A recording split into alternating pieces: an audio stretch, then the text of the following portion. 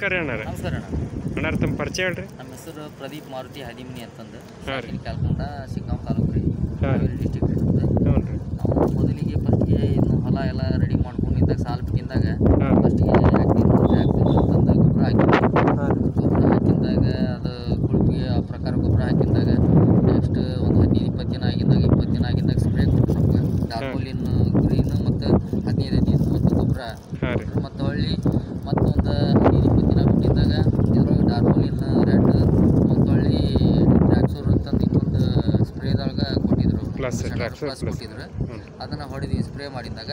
ಮತ್ತು ಹೊಳ್ಳಿ 2ನೇ ಸಲಕ್ಕೆ ಏನು ಮಾಡಿದ್ವಿ ಅಂತಂದ್ರೆ ಇದು ಡಾರ್ಮೋಲಿನ್ ರೆಡ್ ಅಂತಂದು ಬರ್ತೈತಲ್ಲ, ಅದು ಟ್ರ್ಯಾಕ್ಸೂರ್ ಅಂತಂದು ಹೊಡಿಬೇಕು, ಹೂವು ಮೂಪು ಜಾಸ್ತಿ ಆಗಕ್ಕಂದ್ರು ಉಮೇಶ್ ಅಣ್ಣರು. ಆ ಪ್ರಕಾರ ಅದನ್ನು ಹೊಡ್ಕೊತ ಬಂದ್ವಿ. ಅದಾಗಿಂದಾಗ 1ನೇ ಬೀಡು ಒಂದು 5 ಕ್ವಿಂಟಲ್ ಬಂತು. 2ನೇ ಬೀಡು ಮತ್ತು ಹೊಳ್ಳಿ ಡಾರ್ಮೋಲಿನ್ ರೆಡ್ ಮತ್ತು 15-30 ಅವನ್ನೆಲ್ಲ ಅವ್ರು ಏನು ಹೇಳಿದ್ದಾರೆ ಮಾಹಿತಿ ಇದೇ ಕಂಪ್ನಿಯವ್ರು ಹೇಳಿದ್ರು ನಮ್ಗೆ. ಇದೇ ಪ್ರಕಾರ ಮಾಡ್ಕೊಂಡು ಹೊಂಟೇವೆ ನಾವು. ಈ ಕಂಪ್ನಿ ಬಿಟ್ಟು ಬೇರೆ ಯಾವ ಕಂಪ್ನಿನೂ ಇದು ಬಳಕೆ ಮಾಡ್ತಾಯಿಲ್ಲ ನಾವು. ಉಮೇಶ್ ಅಣ್ಣ ಮಾರ್ಗದರ್ಶನದೊಳಗೆ ಇದನ್ನ ಮಾಡ್ಕೊಂಡು ಹೊಂಟೇವಿ.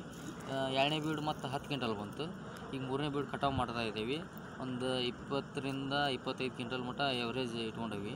ನೋಡ್ಬೇಕು ಅದಕ್ಕೆ ಎಷ್ಟು ಮಟ್ಟಿಗೆ ಇದು ಆಕತಿ ಅಂತಂದು. ಆದರೆ ನಾವು ಈ ಕಂಪ್ನಿಯು ಬಿಟ್ಟು ಬೇರೆ ಯಾವ ಕಂಪ್ನಿಯೂ ಬಳಕೆ ಮಾಡಿಲ್ಲ. ಉಮೇಶ್ ಅಣ್ಣ ನಮ್ಗೆ ಇವನ್ನ ಡಾರ್ಮೋಲಿನ್ ಗ್ರೀನು ರೆಡ್ ಮತ್ತು ಹೊಳ್ಳಿ 15 ಕ್ವಿಂಟಲ್ ಬಂತು, ಆಮ್ಯಾಗ 10 ಬಂತು, ಈಗ 20 ಬರೋದೈತ್ರಿ. ಎಲ್ಲ ರಿಸಲ್ಟ್ ಚಲೋ ಐತಿ. ಅಲ್ಲ ಇಂಥ ಕಲ್ಲು ಭೂಮಿ ಒಳಗೆ ಈ ರೀತಿ ನೀವು ಕಲ್ಲು ನೋಡ್ರಿ ಕಾಯಿ ಹೆಂಗೆ ಸೆಟ್ಟಿಂಗ್ ಆಗೈತಿ ನಮಗೆಲ್ಲ ಈ ರೀತಿ ಎಲ್ಲ ಸೆಟ್ಟಿಂಗ್ ಆಗಿದ್ರಿ ಇಲ್ಲಿ ನೋಡ್ರಿ.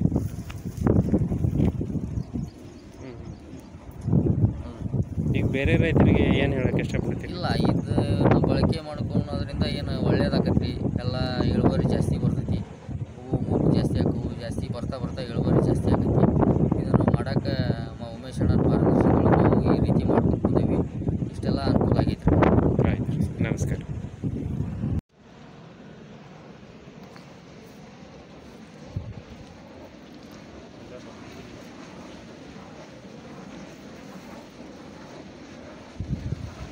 ಎಲ್ಲ ಗಿಡದಾಗ ಅಷ್ಟು